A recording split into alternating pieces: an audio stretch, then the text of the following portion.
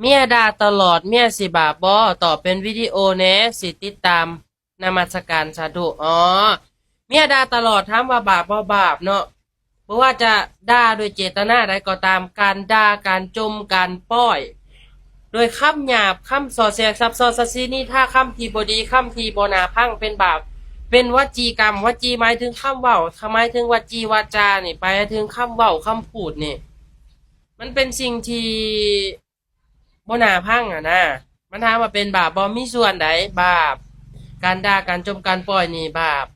ถึงจะเป็นภรรยาสามีเป็นไผกะยาเนาะเป็นไผกะยาแต่ก็ต้องเข้าใจเนาะว่าต้องเบิ่งอีกว่าเฮาเฮ็ดหยังเขาจังด่า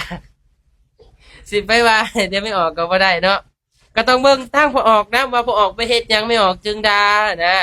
ถ้าเฮาบ่สร้างเหตุเฮาบ่ไปสร้างเหตุขึ้นผลก็บ่ขึ้นมาเนาะ เหตุคืออย่างเหตุคือเจ้าไปเหตุหยังแหละจังถือด่าผลก็คือด่าแต่นแหละคือผลของการไปก่อเหตุ